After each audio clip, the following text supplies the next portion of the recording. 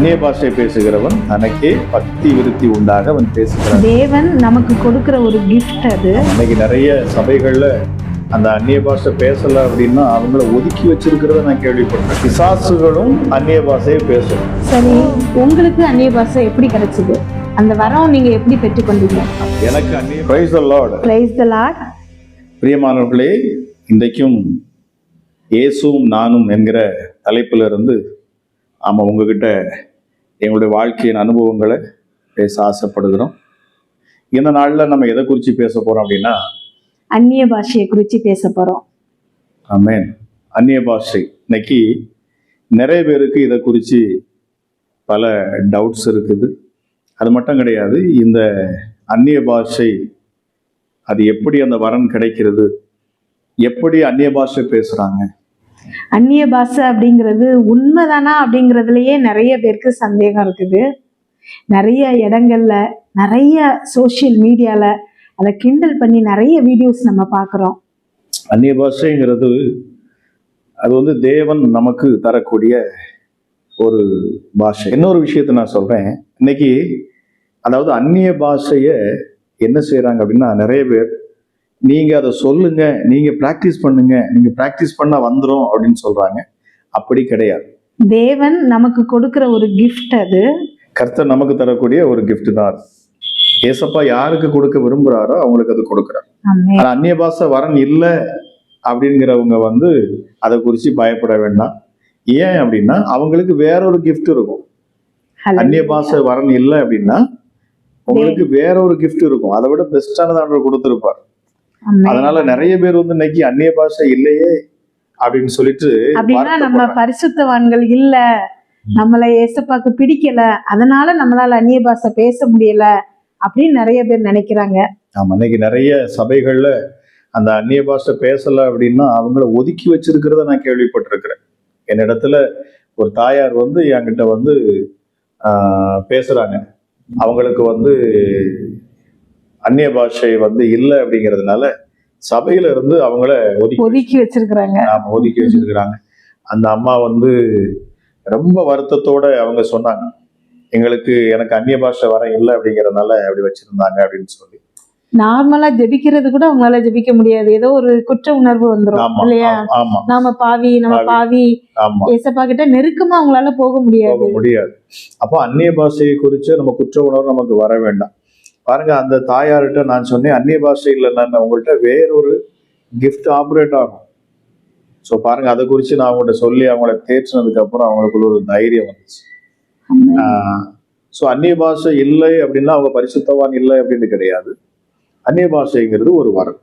வேதம் சொல்லுது, நம்ம கேட்டா ஆண்டவர் கொடுப்பாருன்னு சொல்லப்பட்டிருக்கு. அந்நிய பாஷை வந்து கட்டாயப்படுத்தி பிராக்டிஸ் பண்ணா வந்துரும் அப்படின்னு சொல்றாங்கல்ல, அது அப்படியா? இல்லை, அப்படி கிடையாது. அந்நிய பாஷை வந்து கட்டாயத்தினால பண்ணக்கூடியதே கிடையாது. அந்நிய பாஷைங்கிறது பரிசுத்த ஆவியானவர் கொடுக்கிற ஒரு வரம், ஒரு கிஃப்ட். அப்போ அந்த அந்நிய பாஷை இல்லை அப்படின்னாலும் அவங்க என்ன செய்யக்கூடாது, அதை குறித்து வருத்தப்படக்கூடாது. ஏன்னா அவங்களுக்குள்ள நிச்சயமா வேறொரு கிஃப்ட் இருக்கும். ஆக அந்நிய பாஷை பேசுறவங்க தான் பரிசுத்தவான்கள் அப்படின்னு கிடையாது. எல்லாருக்கும் இருக்குமா அப்படின்னா இல்லை. இப்போ என்னுடைய குடும்பத்திலே நான் உதாரணம் சொல்லணும் அப்படின்னா, எங்க பெரிய அக்கா, மூத்த அக்காவுக்கு அந்நிய பாஷை கிஃப்ட் இருக்குது, எனக்கும் அந்நிய பாஷை கிஃப்ட் இருக்குது. நான் அந்நிய பாஷை பேசுறேன். ஆனா என்னுடைய சகோதரிக்கு, இன்னொரு சகோதரிக்கு அந்த கிஃப்ட் இல்லை. ஆனா அவங்க ரொம்ப தாகமா வாஞ்சியா அவங்க அதுக்கு கேட்டாங்க. ஆனா எங்க ரெண்டு பேர்த்திட்ட இல்லாத இன்னொரு கிஃப்ட் அவங்க கிட்ட இருக்கு. அதாவது சொப்பனங்கள்ல அவ்வளவு அழகா வியாக்கியானம் பண்ணுவாங்க. அவங்களுக்கு ஆண்டவர் என்னன்னாலும் வந்து நடக்க போகிறத முன்னாடியே பேசுவார். அப்போ அது ஆச்சரியமா இருக்கும், எங்களுக்கு ஆச்சரியமா இருக்கும். நம்ம குடும்பங்கள்ல ஏதாச்சும் ஒரு காரியம் நடக்க போகுது அப்படின்னா முன்கூட்டியே அவளுக்கு அந்த விஷயத்தை ஆண்டவர் வந்து பேசுவார். அதே போல என்ன ஜெபிச்சாலும் அதற்கு பதில் ஆண்டவர் கொடுப்பார். நமக்கெல்லாம் தாமதம் ஆகுது, ஆனா அவளுக்கு இம்மீடியட்டா கொடுப்பார். நிறைய வெளிப்பாடுகள். யாராவது ஒரு நபரை குறிச்சு அவங்க ஜெபிச்சாங்க அப்படின்னா அவங்கள குறிச்சு என்ன நடக்கும்ங்கிறத ரொம்ப தெளிவா ஆண்டவர் பேசுவார். அப்ப அது எங்களுக்கு ஆச்சரியமா இருக்கும். பாருங்க, எங்க ரெண்டு பேர்கிட்ட இல்லாத ஒரு கிஃப்ட் என்னோட சகோதரிகிட்ட இருக்குது. ஆனா அவங்களுக்கு அந்நிய பாஷைங்கிற கிஃப்ட் இல்லை. அப்போ அதை குறித்து நம்ம எப்பவுமே கவலைப்படக்கூடாது, பயப்படக்கூடாது. அது வந்து யாராச்சும் நம்மளை குற்றம் சாட்டுறாங்கன்னா அதை குறிச்சு குற்றமான சாட்சியில போகக்கூடாது. அப்படிப்பட்ட சபைக்கு வந்து நீங்க வெளியில வந்துடணும். அந்நிய பாஷை பேசினாதான் ஆண்டவர் வந்து உங்களை ஆசீர்வதிப்பார், அவர் உங்க கூட இருக்கிறார், பரிசுத்த ஆவியானவரால் நீங்க நிரப்பப்பட்டீங்க அடையாளம் அப்படின்லாம் சொன்னாங்கன்னா அப்படி இல்லவே இல்லை. ஆமா. சோ ஆவியானவர் யாருக்கு கொடுக்கணுமோ அதை அவர் பிரிச்சு கொடுக்கிறார். இந்த வரங்களை அவர் பிரிச்சு தான் கொடுப்பார். இன்னொரு விஷயம் இருக்கு, என்ன அப்படின்னா பிசாசுகளும் அந்நிய பாஷையை பேசும். இது இன்னைக்கு நிறைய பேருக்கு நிறைய சபைகள் அது தெரியாம இருக்கு. நிறைய சபைகள்ல வந்து நிச்சயமா அது தெரியாம அவங்க பேசிக்கிட்டு இருக்கிறாங்க. பிசாசுகளும் அந்நிய பாஷையை பேசும். ஆமா, அதுக்கும் டங்ஸ் இருக்கு. ஏன் அப்படின்னா அவனும் பரலோகத்துல இருந்து தள்ளப்பட்டவன். அது வந்து ஆக்சுவலா பரலோக லாங்குவேஜ். ஆமா, அது அங்க உள்ள பரலோக லாங்குவேஜ். அதனால வந்து பிசாசுகளும் பேசும். இன்னைக்கு அநேகருடைய உடம்புல வந்து அநேகருக்கு வந்து அந்த மாதிரியான அசுத்தாவிகள் இருந்து கொண்டு பேசும். அது நிறைய பேருக்கு அதுவும் தெரியறது இல்லை. நாம அதை பகுத்தறியணும். ஆமா, அதை எப்படி பகுத்தறிய முடியுது அப்படின்னா அவங்களுடைய சுபாவத்துல தெரிஞ்சிடும், அவங்களுடைய கேரக்டர்ல தெரியும். வெறும் அந்நிய பாஷை பேசி கையை தட்டி ஆரவாரம் பண்றதுனால அவங்க ஒரு பெரிய பரிசுத்தவான் அப்படின்னு கிடையாது. அவங்களுக்குள்ள, அதாவது அவங்கதான் அந்நிய பாஷை பேசுறவங்க, பரலோக பாஷை பேசுறாங்க அப்படின்னு கிடையாது. பிசாசுகளும் பேசும், அசுத்தாவிகளுக்கும் அது பேசுறது. ஏன்னா அது வந்து அந்த ஆவிக்குரிய லாங்குவேஜ். ஆமா, ஆவிக்குரிய லாங்குவேஜ். அப்ப இந்த ஆவிக்குரிய லாங்குவேஜ்ங்கிறப்போ நம்ம அதை புரிஞ்சு கொள்ளணும். ஒருவன் வந்து தேவனுடைய மனுஷன் என்று நம்ம எதனால அறியலாம் அப்படின்னா அவனுடைய கனிகளாலேன்னு தான் சொல்லப்படும். ஒரு மரத்தை அதோட கனிகளால் அறிய முடியுமா? அதே போலதான் ஒரு மனுஷன் தேவனுடைய மனுஷனா இருப்பான் அப்படின்னா அவனுடைய கனிகளால நம்ம அறிய முடியும். அப்படின்னா அவனுடைய நடத்தின இன்னைக்கு சபையில வந்து நல்லா அந்நிய பாஷை பேசுவாங்க, வீட்டுல போனா அதே வாயினால தூஷணமான வார்த்தை பேசுவாங்க. அவங்களுக்குள்ள இருப்பது வந்து ஒரு பரிசுத்த ஆவியானவரே கிடையாது.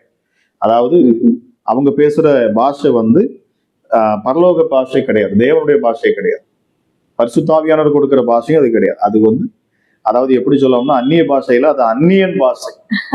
ஆமா, அதாவது பிசாசுடைய லாங்குவேஜ். ஆக அந்நிய பாஷை பேசினாதான் தேவன் கூட இருக்கிறான்னு கிடையாது. இதுல நம்ம ஜாக்கிரதையா இருக்கணும். இதுல நம்ம இந்த பிசாசோட பாஷையில நம்ம ஜாக்கிரதையா இருக்கணும். ஆக நமக்கே தெரியும் அந்த பாஷையை பேசுறோம், ஆனா நம்முடைய குணங்கள் எப்படி இருக்கு, நம்முடைய சுபாவங்கள் எப்படி இருக்கு, அப்படி அதை நம்ம ஆழமா நம்ம சிந்திச்சு உணர்ந்து கொள்ளும் போதுதான் நமக்கு புரியும். இன்னொன்னு வந்து ஆவிக்குரிய மனுஷர்கள் நம்ம அதை புரிஞ்சு கொள்ளவும் முடியும். இவங்க பேசுறது அந்நிய பாஷை தானா அப்படின்னு சொல்லிச்சு. நான் எதுக்காக அப்படி சொல்றேன் அப்படின்னா, நான் ஒரு சபைக்கு போயிருந்தப்போ அங்க வந்து ஒரு ஒரு ஒரு பெண்ணை எனக்கு இன்ட்ரோடியூஸ் பண்றாங்க. அந்த சபைக்குள்ள நான் போகிறேன். அப்போ அந்த பாஸ்டர் வந்து என்கிட்ட சொல்றாங்க, இவங்க வந்து நல்லா அந்நிய பாஷை பேசுறவங்க, நல்லா ஜெபிக்கிறவங்க, ரொம்ப பக்தியா இருக்கிறவங்க அப்படிங்கிறாங்க. அந்த சகோதரியுமே பார்த்தோம்னா பைபிளை வந்து நல்லா அப்படி கட்டி பிடிச்சிட்டு இப்படி நிக்கிறாங்க எனக்கு முன்னாடி. ஆனா நான் அவங்கள பாக்குறேன், சரி ஓகே சரி, அப்ப அவங்கள பார்த்து பேசலான்னு சொல்லிட்டு நானும் என்ன செய்யறேன், சபைக்குள்ள போகிறேன். அப்போ சபையில ஆராதனை நடக்குது, செய்தி வேலையில செய்தி கொடுத்து முடிச்சுட்டு கடைசியா என் கூட வந்த நண்பர்கிட்ட வந்து ஆராதனையை நடத்தும்படி சொல்லிட்டு மக்களுக்குள்ள இறங்கி நான் கையை வச்சு ஜெபிக்கிறதுக்கு போகிறேன், ஜெபம் பண்ண போகிறேன். அப்ப ஜெபம் பண்ண போகிறப்போ அந்த லேடிட்டு எல்லாரும் அந்நிய பாஷை பேசுறாங்க, நிறைய பேர் கைதட்டி அந்நிய பாஷை பேசுறாங்க, அதுல இந்த சகோதரியும் பேசுறாங்க. ஆனா நான் ஒவ்வொருத்தருக்கிட்டயா போகிற பொழுது அவங்க என்ன தொட்ட உடனே அவங்க அபிஷேகத்துல விழுகிறாங்க. ஒரு சிலருக்கு அபிஷேகம் வருது, ஒரு சிலர் வந்து அசுத்தாவி பிடிச்சவங்க அசுத்தாவிலிருந்து விடுதலை கிடைக்குது. ஆனா இந்த சகோதரி பக்கத்துல நான் போகிறப்போ அவங்க ஆட்டோமேட்டிக்கா ஜம்ப் பண்ணி இன்னொரு இடத்துக்கு மூவ் பண்றாங்க, என்னை விட்டு விலகி போகிறாங்க. நான் அடுத்து அவங்க கிட்ட அங்க மற்ற இடத்துல ஜோம் பண்ணிட்டு அவங்க பக்கத்துல வருவேன் அப்படின்னா அவங்க பின்னாடி இருந்து வர்றது கூட அவங்க கண்டுபிடிச்சிடறாங்க. நான் அவங்க பின்னாடி இருந்து தான் வர்றேன், ஆனாலும் அவங்க என்னை பார்த்தோன்னா அவங்க பக்கத்துல போகிறப்ப அப்படி நகண்டு போயிடுறாங்க. துள்ளிட்டே அவங்க ஜம்ப் பண்ணிட்டு அந்த அந்நிய பாஷை பேசுறங்கிற இல்ல அப்படி வேகமா அப்படி மூவ் பண்றாங்க. எனக்கு ஆவியானவர் சொல்றாரு, அவங்க தலையில போய் கையை வை அப்படிங்கிறார். அதாவது அவங்க பேசுறது அந்நிய பாஷை கிடையாது, அவங்களுக்குள்ள வேற ஒரு கிரியை இருக்குங்கிறத எனக்கு ஆவியானவர் அந்த இடத்துல உணர்த்துறாரு. அப்ப நான் உடனே என்ன செய்யறேன், பின்னாடியே போய் வேகமா அந்த சகோதரி அங்க தள்ளி குதித்து போனாலும் அவங்க தலையில போய் கையை வைக்கிறேன். வச்ச உடனே பாத்தீங்கன்னா அவங்க உடனே நாக்க துருத்துறாங்க. துருத்திட்டு அவங்க வேற விதமா அவங்க வேற மாதிரி வர்றாங்க. அவங்களுடைய ட்ரெஸ்ஸிங் கோடு எல்லாமே மாறுது. உடனே அவங்களோட பேச்சு, முக பாவனை எல்லாமே பயங்கர வித்தியாசம். அப்போ கையை வச்ச உடனே அப்புறம் சுத்தி அவங்க கீழே விழுறாங்க. அவங்களுக்குள்ள அந்த அசுத்தாவி பேசிக்கொண்டு அது வெளியே போகுது, கதறிட்டு அது கத்தி கூச்சலிட்டு அது வெளியே போகும். அப்பதான் வந்து எனக்கு ஆவியானவர் கத்து கொடுத்தாரு. அப்போ அந்நிய பாஷை பேசுறவங்க எல்லாம் பரிசுத்த ஆவியினால நிரப்பப்பட்டவங்களும் கிடையாது. அது கூட வந்து ஏன்னா பிசாசு வந்து தந்திரம் உள்ளவன், அவன் எல்லா இடத்துலயும் இருக்கிறான். அவன் தேவாலயத்துக்குள்ள இருக்கிறான். இயேசு வந்து முதல்ல போனப்போ அவர் வந்து ஒரு ஆலயத்துக்குள்ளதான் போகிறாரு. அங்கதான் பிசாசு கூச்சலிடுது இல்லையா, அவரை பார்த்த உடனே அந்த அடையாளம் கண்டு சொல்லு. அன்னைக்குதான் நான் வந்து புரிஞ்சுக்கிட்டேன், அதாவது பிசாசுகளும் அந்நிய பாஷையை பேசு, அதாவது அசுத்தாவிகள். இப்ப நான் சொன்னதுபடி ஆலயத்திலும் அசுத்தாவிகள் இருக்குது. அவன் எல்லா இடத்துலயும் இருக்கிறான். அவன் அந்த பிசாசு வந்து எப்படின்னா அவன் காற்றுல கலந்து இருக்கிறவன். அவனுக்கு வந்து சரீரம் கிடையாது. அவன் வந்து யாரை வேணாலும் பயன்படுத்துவான். அதாவது அவன் வர்றதுக்கு இடம், ஒரு சின்ன இடம் இருந்தாலும் அவன் உள்ள புகுந்துருவான். அப்புறம் என்ன பண்ணுவான்னா அவன் வந்து வேஷம் போடுவான். அதாவது தேவனை போல வேஷம் போடுறவன். ஏன்னா அவனுக்கு தேவனை போல மாறணுங்கிற ஆசை. அதனால அவன் என்ன செய்வான் அப்படின்னா எப்பவுமே வந்து தன்னை வந்து ஒரு பெரிய நல்லவனா காமிக்கிறதுக்கு அவன் முயற்சி செய்வான். அப்போ ஆண்டவர் கர்த்தர் எதெல்லாம் செய்யறாரோ அதுக்கெல்லாம் டூப்ளிகேட் போடுவான். அதே மாதிரி நமக்கு தெரியும், ஆனா அது இல்ல. அதனாலதான் ஆவிக்குரியவர்கள் ஆவிக்குரியவைகளை நிதானித்து அறிவார்கள் அப்படின்னு சொல்லுவாங்க. நம்ம தேவனுக்குள்ள உண்மையா இருக்கிறோம், உத்தமமா இருக்கிறோம், அவருக்கு பிரியமான காரியங்களை செய்கிறோம், அவருடைய கற்பனைகளின்படி நம்ம நடக்கிறோம், அதை கை கொள்றோம் அப்படின்னா நம்ம நிச்சயமா இந்த கிரியைகளை நம்ம கண்டுபிடிக்க முடியும். ஆமா, நமக்குள்ள இருக்கிறதே பரிசுத்தாவிதானா அசுத்தாவிதானாங்கிறது நமக்கே என்ன செய்ய ஆரம்பிச்சு தெரிய வந்துடும். அப்ப நம்முடைய கனிகளால நம்மளால அறிய முடியும். அப்ப இப்படிதான் நாம அதை கண்டுபிடிக்க வேண்டியிருக்கு. ஜெபிக்க சொல்ற நிறைய பேர் சொல்றது, எனக்குள்ள ஏதோ ஒரு ஆவி இருக்கு, எனக்குள்ள ஏதோ பேசுது. அந்த மாதிரி ஆவிகள் தான் ஏமாற்றும். அவன் பொய்யனும் பொய்க்கு பிதாவுமா இருக்கிறான். பொய் சொல்லுகிற பொழுது அவன் தன்னுடைய சொந்தத்திலிருந்து அவன் சொல்றான். அவன் சொந்தமா நிறைய விஷயங்கள் அதேதான் பழக்கம். அசால்ட்டா பேசுவான், அப்படியே டூப்பு போடுவான், அப்படியே நம்ம நினைக்கிறபடியே நம்மள அவன் என்ன செய்வான், கொண்டு வருவான். ஆனா அது கடவுளுக்கு பிரியமானது இருக்காது. ஆமா, அவன் சொல்றதெல்லாம் பொய்யாதான் இருக்கும். ஆக இதுல வந்து ரொம்ப கேர்ஃபுல்லா இருக்க வேண்டியிருக்கு. அந்நிய பாஷை அப்படிங்கிறது வந்து நம்ம சாதாரண கிடையாது. நிறைய இடங்கள்ல வந்து கம்பல் பண்ணி பேச வைப்போம். அதெல்லாம் மிகப்பெரிய தவறு. அவங்களுக்குள்ள தான் இந்த மாதிரியான பிசாசுகள் உள்ள பூந்துடும். அவங்களுக்கு வந்து அது புரியாது. அவங்க வந்து அந்த அசுத்தாவி தனக்குள்ள வந்திருக்கதே அவங்களுக்கு தெரியாது. ஆனா அவங்க அந்த மாதிரி கம்பல் பண்ணி பேசப்படுறாங்க அப்படின்னா அது கொஞ்ச நாள்லயே அது மாற ஆரம்பிச்சிடும். அவங்களுக்குள்ள அசுத்தாவியோட கிரியைகள் அதிகமாகும். ஆமா, அது மிகப்பெரிய போராட்டத்துல கொண்டு போய் விடும். குடும்பங்கள்ல பிரச்சனைகள், சூழ்நிலைகள், நிறைய பிரிவினைகளை கொண்டு வரும். ஆமா, அசுத்தாவிகள் வேலை செய்யுது அப்படின்னா ஆமா அது வந்து முக்கியமா குடும்பங்களை பிரிக்கும். அந்த மாதிரி உள்ள விஷயங்கள்லாம் நிறைய இருக்கு. அதெல்லாம் நான் பார்த்திருக்கேன். சோ இன்னைக்கு நம்ம பேசக்கூடிய டாபிக் தான் அந்நிய பாஷையை குறித்து நம்ம பேசிக்கிட்டு இருக்கிறோம். சரி, உங்களுக்கு அந்நிய பாஷை எப்படி கிடைச்சது? அந்த வரம் நீங்க எப்படி பெற்றுக்கொண்டீங்க? எனக்கு அந்நிய பாஷை கிடைச்சுங்கிறது ஒரு பெரிய ஒரு ஆச்சரியம் தான். அது எப்படின்னா, நான் வந்து அந்நிய பாஷையை வந்து நான் வந்து எனக்கு அந்நிய பாஷை வேணும்னு கூட நான் விரும்புறதும் இல்லை. ஆனா அந்நிய பாஷை பேசுறவர்களை கண்டு நான் கிண்டல் தான் பண்ணியிருக்கேன். எனக்கு சிரிப்பு வரும், அவங்க சொல்றப்ப நான் சிரிச்சிட்டு இருப்பேன். ஆனா அந்த நாட்கள் எப்படி அப்படின்னா, நான் வந்து ஒரு ஊழியக்காரருடைய கைக்குள்ளதான் அப்ப நின்றுட்டு இருக்கிறேன். அப்போ என்னைய வந்து அதாவது அந்த ஊழியக்காரர் வந்து என்னை வந்து வீடியோ எடுக்கும்படி, கேமரா எடுக்கிறபடி தான் என்னை வந்து அந்த கூட்டத்துல வச்சிருக்கிறார். நான் அவர் போகிற இடத்தெல்லாம் அவர் கூட போவேன், அவருக்கு டிரைவ் பண்ணுவேன். இன்னொன்னு வந்து வீடியோ எடுப்பேன். ஆமா, வீடியோ எடுப்பேன், கேமரா எடுப்பேன். ஸோ இந்த இதுலதான் நான் இருந்துட்டு இருக்கேன். அப்போ ஒரு நாள் ஒரு மீட்டிங் நடந்துட்டு இருக்கிறப்போ ஃபாரின்ல இருந்து ஒரு ஊழியக்காரர் வந்து செய்தி கொடுக்கும்படி எனக்கு வந்திருக்கிறாரு, விசேஷத்தை. ஆமா, ஸ்பெஷல் கெஸ்டா வந்திருக்கிறார். அப்போ பாத்தீங்கன்னா அவர் பேசிக்கிட்டே இருக்கிறாரு, நல்ல வார்த்தைகளை கொடுக்கிறாரு. அது முடிஞ்சதுக்கு அப்புறம் அவர் என்ன பண்ணாரு அப்படின்னா, யாருக்கெல்லாம் அபிஷேகம் வேணும் அவங்க எல்லாம் முன்னாடி வாங்க அப்படின்னு சொல்லி கூப்பிட்டு ஒவ்வொருத்தருக்கா ஜெபிக்கிறார். தலையில கை வச்சு ஜெபிக்கிறாரு. அப்போ ஒரு சிலர் வந்து அபிஷேகத்துல நிரம்புறாங்க, அதாவது அந்நிய பாஷை பேசுறாங்க. ஒரு சிலர் வந்து பிசாசு பிடிச்சி அவங்க கீழே விடுறாங்க, கதறாங்க, சுகமாகுது. இதெல்லாம் நான் பார்த்துட்டு வீடியோ எடுத்துக்கிட்டே இருக்கிறேன். அப்ப நான் வீடியோ எடுத்துக்கிட்டு இருக்கிற பொழுது திடீர்னு பார்த்தோம்னா அந்த ஊழியக்காரர் என்னைய கூப்பிடுறாரு. என்னைய கூப்பிட்ட உடனே எனக்கு ஆச்சரியமா இருக்கு, இவர் எதுக்கு கூப்பிடுறாரு? நான் கூட்டத்துல தூரத்துல நின்று நான் வந்து வீடியோ எடுத்துட்டு அந்த கேமரா கையில வச்சுட்டு நிக்கிறேன். அப்ப திடீர்னு அவர் என்னை கூப்பிட்டு என்ன சொல்றாரு அப்படின்னா, அந்த கேமராவை இன்னொருத்தர் கையில கொடுக்க சொல்றாரு, அந்த கேமராவை கீழே வைக்க சொல்றாரு. அப்ப நான் உடனே என்ன செய்ய, இன்னொருத்தர் கையில நான் கொடுக்குறேன். கொடுத்த உடனே அவரு கிட்ட கூப்பிட்டு என்ன பண்றாரு அப்படின்னா, என்னுடைய தலையில அவர் கையை மட்டும்தான் வைக்கிறார். அவர் கையை வச்சது மட்டும்தான் எனக்கு தெரியும். அதுக்கப்புறம் அவர் வச்ச அடுத்த செகண்டு எனக்கு என் கண்ணுக்கு முன்னாடி வேற எதுவுமே தெரியல. நான் ஏன்னா அவர் கையை வச்ச உடனே கண்ணை மூடுறேன். கண்ணை மூடி சரி ஓகே நம்ம எல்லாரும் கண்ணை மூடுறதுனால நம்மளும் கண்ணை மூடணும் அப்படின்னு சொல்லிட்டு நான் உடனே என்ன செய்யறேன், பக்தியா நிக்கிற மாதிரி கண்ணை தான் மூடுறேன். ஆனா எனக்குள்ள சரி அவர் என்ன செய்ய போறாரு எனக்கு தெரியாது, என்ன சொல்ல போறாரு, என்ன எதுக்காக அழைச்சாருன்னு எனக்கு தெரியாது. அப்ப நான் அது நின்று நான் கண்ணை மூடின அடுத்த நிமிஷம் எனக்கு வந்து இம்மீடியட்டா ஒரு தரிசனம் உடனே தெரியுது, என் கண்ணு முன்னாடி தெரியுது. அது எப்படி தெரியுது அப்படின்னா, எனக்கு பின்னாடி ஒரு பெரிய சிங்காசனம் இருக்கு. அதாவது பெரிய சிங்காசனம் மிக பெருசா இருக்கு. ஆமா ஆமா, ஒரு 3-4 மனுஷங்க நின்னா, ஒருத்தர் மேல ஒருத்தர் நின்னா எவ்வளவு அந்த அளவுக்கு ஹைட்டா பெருசா இருக்கு, உயரமா தெரியும். ஒரு பெரிய சிங்காசனம் தெரியும். அந்த சிங்காசனத்துல ஒருத்தர் உட்கார்ந்து இருக்கிறார். உட்கார்ந்து இருந்து அவர் வந்து எப்படின்னா பயங்கர தோரணையா ராஜா மாதிரி இப்படி கையை இப்படி வச்சு உட்கார்ற மாதிரி பயங்கர தோரணையா, இந்த சினிமாக்கள் எல்லாம் பார்த்துருவோம், பழைய படங்கள்லாம் பார்த்தா ராஜாக்கள் உட்காருவாங்க, அது ஒரு தோரணையா உட்காருவாங்கல்ல, அது மாதிரி ஒருத்தர் உட்கார்ந்து இருக்கிற மாதிரி தெரியுது. உட்கார்ந்துட்டு என் நேரே எனக்கு கையை இப்படி காட்டி அப்படி ஒரு கட்டளை இடுற மாதிரி எனக்கு இம்மிடியட்டா அந்த தரிசனம் மாதிரி உடனே தெரியுது. இப்படி கையை நீட்டி இப்படி காட்டுற மாதிரி இருக்கு. உடனே கையை நீட்டுற இடத்துக்கு நேரம் நான் திரும்பி பாக்குறேன். அங்க திரும்பி பார்த்தா அங்க நிறைய பிசாசுகள் வந்து, அதாவது அசுத்தாவிகள் அந்த சர்ச்சோடைய வாசல் கிட்ட வெளியில நிக்கிறது மாதிரி எனக்கு தெரியுது. நிறைய அங்க தலைகள் பாக்குறேன், அசுத்தாவி நிக்கிறத பாக்குறேன். உடனே எனக்கு கோபம் வருது அதை பார்த்த உடனே. அப்ப நான் உடனே என்ன செய்யறேன் அப்படின்னா, நான் அங்க பேசுறேன். என்ன பேசுறேன் அப்படின்னா, பிசாசே உனக்கு எவ்வளவு தைரியம் இருந்தா நீ வந்து இங்க வர்ற விசுவாசிகள் கூட வந்துட்டு அவங்க திரும்ப போகிறப்போ அவங்கள கூட்டிட்டு போகலான் இருக்கிறியா, நீ இந்த இடத்துல நிக்க கூடாதுன்னு சொல்லிட்டு அவங்க அதுகளை வந்து நான் கடிஞ்சு விரட்டுறேன். இப்படி எனக்கு ஒரு தரிசனம் தெரியுது, அவ்வளவுதான். அதை நான் பயங்கர ஆக்ரோஷமாக அதை கடிஞ்சு நான் அதை விரட்டுறேன். ஆனா திடீர்னு பாத்தீங்கன்னா அந்த தரிசனம் எனக்கு கட் ஆகுது. நான் முடிச்சு பாக்குறேன், அப்பதான் என் நாவுல ஒரு லாங்குவேஜ் ஓடுது. உங்களை பிடிச்சிட்டு இருந்தாங்களோ, என்னை வந்து ஒரு 3-4 பேர் என்னை பிடிச்சிருக்கிறாங்க. அதாவது நான் வந்து பயங்கரமா துள்ளி இருக்கிறேன்.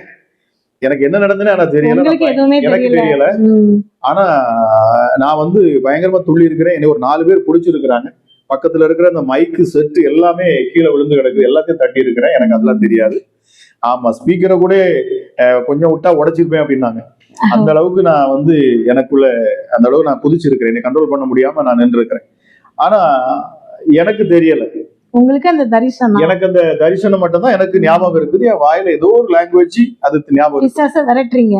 ஆமா, அங்க வந்து நான் என்ன பண்றேன் அப்படின்னா பிசாசை விரட்டுறேன். இந்த மாதிரி உள்ள விஷயங்களை நான் விரட்டுறேன். அந்த சிங்காசனத்துல உட்கார்ந்து இருக்கிற அந்த ராஜாவை நான் பாக்குறேன். அவர் எனக்கு ஆர்டர் கொடுக்குற மாதிரி இருக்குது. அவர் எனக்கு கட்டளையிடுறாரு, நான் சுத்தாவியோட துரத்துற மாதிரி பாக்குறேன். இவ்வளவுதான் பாக்குறேன். ஆனா ஒரு லாங்குவேஜ் ஏதோ ஒண்ணு எனக்குள்ள ஒரு லாங்குவேஜ் எனக்கு தெரியுது. ஆனா அதுக்கப்புறம் நான் வீட்டுக்கு போயிட்டேன். அதுக்கப்புறம் பாத்தீங்கன்னா மறுநாள் அதிகாலையிலே பார்த்தோம் அப்படின்னா எனக்கு வந்து அந்த அந்நிய பாஷை பேசுறது எனக்குள்ள இருந்து யாரோ பேசுறது தெரியுது. நான் தூங்கிட்டு தான் இருக்கிறேன். காலையில ஒரு 4:30 மணி இருக்கும். நான் காலையிலே அப்படி எழுந்திருக்கிறேன். காலையில எழுந்திருச்சு ரெஸ்ட் ரூம் போலாம் அப்படின்னு சொல்லிட்டு அப்படி எழும்பி போகிற பொழுது பார்த்தோம்னா, அதாவது எனக்கு படுக்கையிலே எனக்கு தோணுது, உள்ளுக்குள்ள ஏதோ ஒரு லாங்குவேஜ்ல யாரோ உள்ளுக்குள்ள எனக்குள்ள இருந்து யாரோ பேசுற மாதிரி, ஏன் கண்ட்ரோல் இல்லாம இன்னொருத்தர் கண்ட்ரோல்ல இருந்து யாரோ பேசுற மாதிரி இருக்குது. அப்போ நான் உடனே அப்படியே பெட்டை விட்டு எழுந்து இருக்கிறப்பதான் என் நாவுல உள்ள பேசிக்கிட்டு இருந்தத எனக்குள்ள பேசிட்டேன். இப்ப நான் நாவுல வெளியில பேசுறேன். அந்த லாங்குவேஜ் என்னையே அறியாம அது வந்துகிட்டே இருக்கு. அதை நான் பேச நடந்து போயிட்டே இருக்கிறப்போ எனக்கு கண்ணீரா வருது, அழுகையா வருது. அப்போ இதுதான் ஆவியானவர் எனக்குள்ள இருந்து பேசுறதோ, நீங்கள் வேண்டிக் கொள்வது என்னவென்று அறியாது இருக்கிற பொழுது ஆவியானவர் தாமே உங்களுக்கு ஆமா நமக்குள்ள இருந்து அவர் வேண்டுதல் செய்வார் அப்படின்னு வாக்கு கடங்காத பெருமூச்சோடு கூட. அப்போ அதான் நான் அப்பதான் ஃபர்ஸ்ட் என்னுடைய அனுபவம், அந்நிய பாஷை அனுபவங்கிறது எனக்கு இப்படிதான் கிடைச்சது. அப்பதான் அந்த லாங்குவேஜ் என் வாயில இருக்குது. அதுக்கப்புறம் அதை சொல்றப்ப எனக்கு சரளமா வருது, அதுவாவே வருது எனக்குள்ள இருந்து. அதுக்கப்புறம் தொடர்ந்து நான் அநேக நாட்கள் வந்து நான் தூங்கி முழிக்கிறப்போலாம் அந்த சத்தம் கேட்கும். அதிகாலையில் எனக்கு கேட்கும். அதிகாலையில் எனக்குள்ள இருந்து யாரோ பேசுறது போல இருக்கும். அதை நான் அப்படியே பேசுவேன். அப்போ அந்த லாங்குவேஜ் அதுக்கப்புறம் புதுசா மாற ஆரம்பிக்குது. ரெகுலரா பேச ஆரம்பிக்கிறேன். இப்படிதான் எனக்கு அந்நிய பாஷை கிடைச்சு.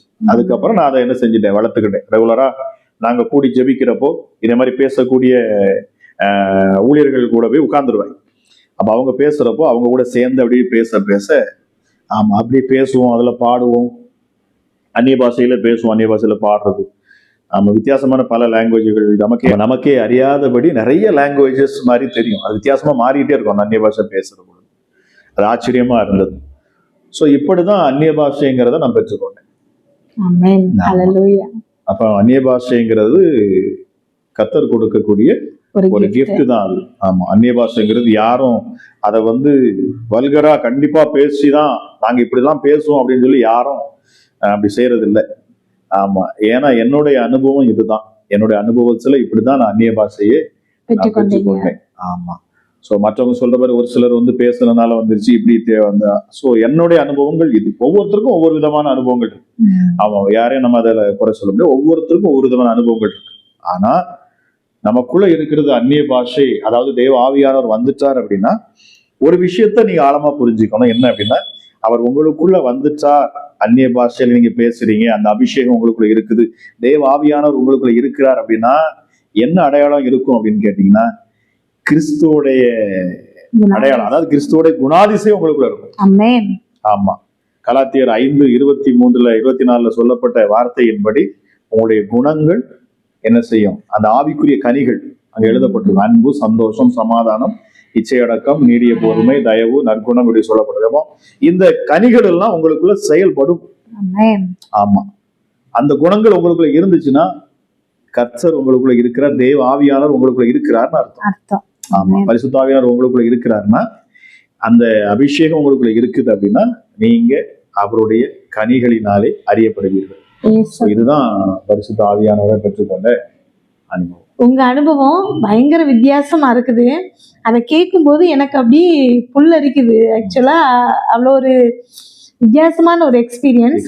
இது இதை கேட்கிற எல்லாருக்குமே பயனுள்ளதா இருக்கும் அப்படிங்கிறத நான் விசுவாசிக்கிறேன். தேவனுடைய ஆவியானவர் இதை பார்த்துட்டு இருக்கிற ஒவ்வொருத்தருக்கும் அந்நிய பாஷை வரத்தை கொடுக்கணும் அப்படிங்கிறத நான் வாஞ்சிக்கிறேன். நிச்சயமா பாருங்க, இப்படிப்பட்ட அனுபவங்கள் ஒவ்வொருத்தருக்கும் கிடைக்கும்னா அது மிகப்பெரிய ஒரு சந்தோஷம். நிச்சயமாக தாகம் உள்ளவன் மேல் தண்ணீரை ஊற்றுவேன்னு சொல்லியிருக்கிறார். கேளுங்கள் அப்பொழுது உங்களுக்கு கொடுக்கப்படும், தட்டுகிற எவனுக்கும் திறக்கப்படும். சோ கர்த்தர் மாட்டேன்னு சொல்ல மாட்டாரு. ஆமா, வாஞ்சிங்க, நிச்சயமா அந்த ஆவிக்குரிய அனுபவத்தை நீங்க பெற்றுக்கொள்ளலாம்.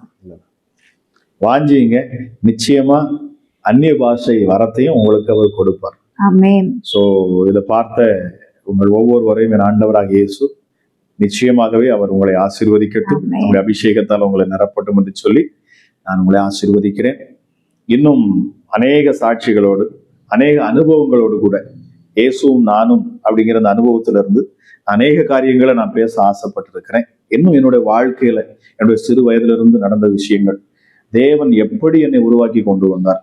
அதாவது மிக முக்கியமா நான் சொல்லக்கூடிய நாட்கள், வருகிற நாட்கள் நான் சொல்லக்கூடிய காரியங்கள், ஒரு மனுஷனை தேவன் தெரிந்து கொள்வார் என்று சொன்னா அவர் இங்க தெரிந்து கொள்ளல. எப்படி சொல்லலாம் அப்படின்னா, உலக தோற்றத்துக்கு முன்பதாகவே அவர் நம்மளை முன்குறிச்சிருக்கிறாரா. ரெண்டாவது, தாயின் கருவில் உருவாவதற்கு முன்பதாகவே அவர் உங்களை முன்குறிச்சிருக்கிறார்.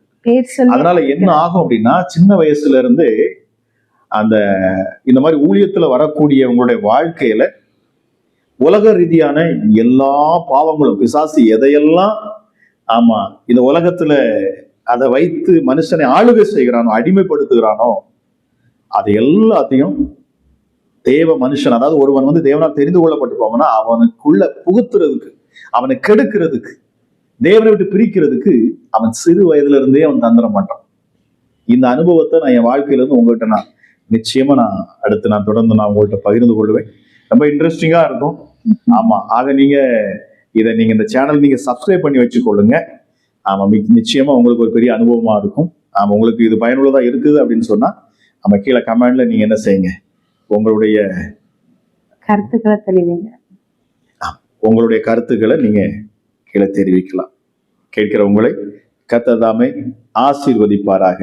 God bless you.